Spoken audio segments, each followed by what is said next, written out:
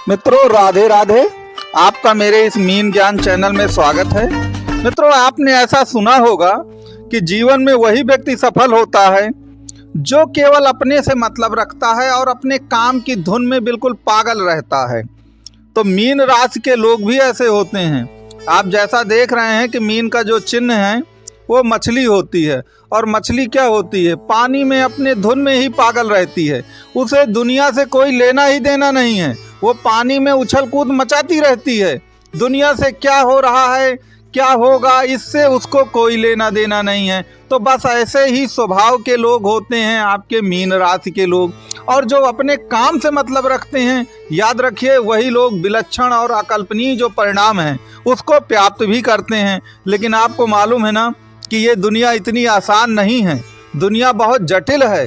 कुछ पाने के लिए कुछ तो करना पड़ता होगा ना, कोई ना कोई टर्म एवं कंडीशन तो लागू होती होगी ना। तो मैं आज की इस वीडियो में आपको बताऊंगा कि वास्तव में आप कैसे विलक्षण और अकल्पनीय परिणाम भी प्राप्त कर सकते हैं। लेकिन इसके लिए आपको क्या क्या करना होगा, इन सभी की विस्तृत चर्चा आज की इस वीडियो में की जाएगी। तो आपसे निवेदन है कि आप इस वीडियो को लाइक, शेयर और सब्सक्राइब जरूर करिएगा। मित्रों, हमको मालूम है कि अगर किसी भी व्यक्ति को कुछ भी विलक्षण या कल्पनीय करना है, जैसा मैंने मछली का आपको उदाहरण दिया मीन राशि का, तो देखिए मछली कब कर पाती है, कोई अपने धुन में वो कब पागल रहती है, जब उसको वैसा एटमॉस्फियर मिल जाए। वैसा एटमॉस्फियर मिले, मछली को पानी से बाहर निकाल दीजिए, फिर देखिए उसकी तड़प क्या है। तो वैसा एटमॉस्फियर जो है मीन राशि या मीन लग्न के लोगों को मिलना चाहिए। अगर उनको एक अच्छा एटमॉस्फियर मिल जाता है जिसमें उनका कोई डिस्टर्बेंस नहीं है, तो याद रखिए बहुत ही काम एंड कूल शांत लोग होते हैं ये लोग।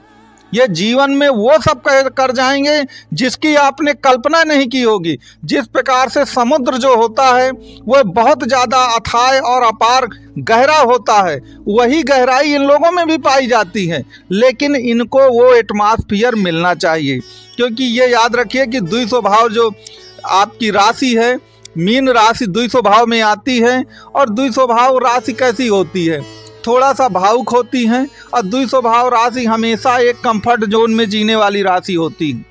ये कंफर्ट जोन में तो बड़ा अच्छा परफॉर्म कर जाते हैं, लेकिन अगर आप इन्हें कंफर्ट जोन से बाहर निकाल दीजिए तो फिर वहाँ पर जा कर के बात बिगड़ भी सकती है। इस बात को आपको याद रखना चाहिए। अब मछली पानी में रहती है, मछली पानी में रहती है, तो आप जानती हैं कि आप पानी में एक कंकड़, एक ईंटा उठा के मारिए, कितनी सारी लहरें चलती रहती हैं पानी में। तो बस इनके मन में भी लहरें चलती हैं। कहने का मतलब ये है कि चंचल स्वभाव के लोग होते हैं, मन पे बहुत ज़्यादा कंट्रोल नहीं होता है। तो मन पे अगर कंट्रोल किया जाए, गंभीरता लाई जाए, मन को चंचल होने से रोका जाए, तो फिर आप इनके परिणामों को देख सकते हैं, जो भी आपके मीन राशि या मीन लग्न के लोग होते हैं। अब ये मीन राशि और मीन लग्न गुरु की राशि है, गुरु की लग्न होती है। तो गुरु क्या है, गुरु तो सतमार्ग पे चलते हैं। गुरु परंपरा और प्रथाओं पर, दान पुण्य पर, इन सब पर बहुत ज़्यादा विश्वास करते हैं। तो गुरुदेव की जो कृपा है वो इस राशि पर होती है। लेकिन यहाँ पर एक चीज़ याद रखिएगा कि ज्योतिष भी ये कहती है कि समय काल परिस्थिति के अनुसार जीवन में सब कुछ बदल जाता है। आज का युग कलयुग का, द्वापर और त्रेता का युग नहीं है कि आप सत्कर्मों पे चल करके, प्रथाओं का कड़ाई से पालन करके आप सब कुछ जीवन में हासिल कर लेंगे। नहीं, आज का ये कलयुग का युग है। तो कहीं ना कहीं आपको अपने में चेंज लाना पड़ेगा।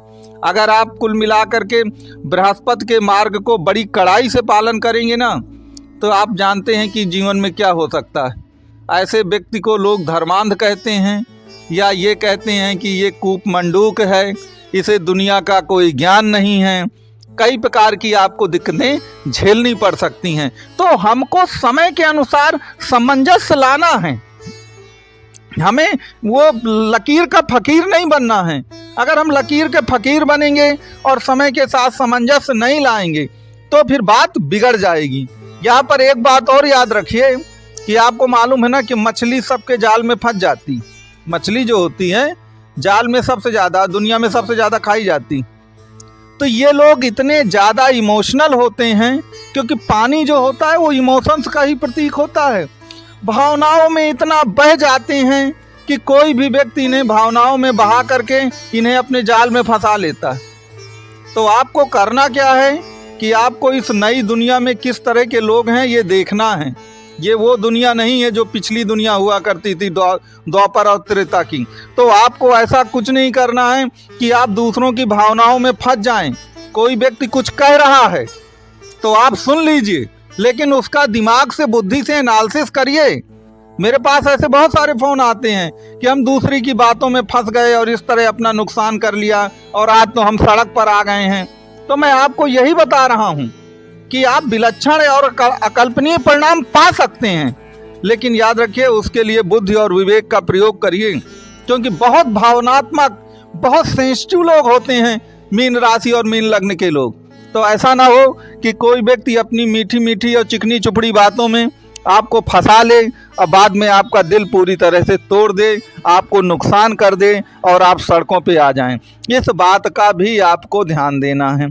एक बात यहाँ पर और विशेष याद रखिए कि अगर आपको जीवन में बहुत बड़ी सफलता चाहिए तो आप एक बात याद रखिए कि आप किसी चीज को टालिए नहीं, डीले मत करिए, क्योंकि द्वि स्वभाव लग्न और राशि का ये स्वभाव होता है कुल मिलाकर के कि द्वि का मतलब ही होता है द्वंद्व में फंस जाना, असमंजस में आना, दुविधा में हो जाना, कंफ्यूज हो जाना।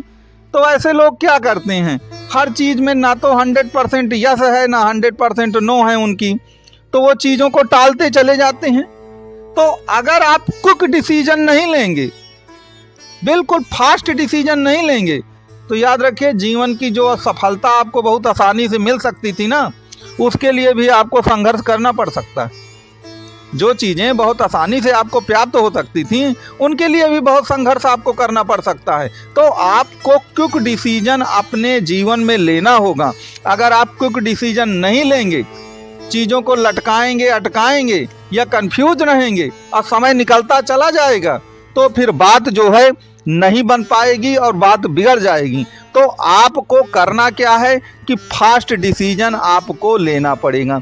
इस प्रकार से मैंने आपको बताया कि आपको लकीर का फकीर नहीं होना, आपको फास्ट डिसीजन लेना है, बुद्धि का प्रयोग करना है, हमेशा इमोशंस पर नहीं चलना है। अगर आप इमोशंस का ज़्यादा प्रयोग करेंगे तो लोग आपको अपने जाल में फंसा लेंगे और फिर कुल मिलाकर के आपको दिक्कतें पेश आ सकती हैं। तो मित्रों, ये मैंने एक प्रकार से आपको मीन राशि और मीन लग्न के बारे में समझाने की कोशिश की है। अगर आपको वीडियो अच्छा लगा हो तो मेरा आपसे निवेदन है कि आप वीडियो को लाइक, शेयर, सब्सक्राइब जरूर करें और मीन राशि और मीन लग्न के बारे में कोई भी प्रश्न हो तो कमेंट बॉक्स में आप जरूर लिखें। धन्यवाद।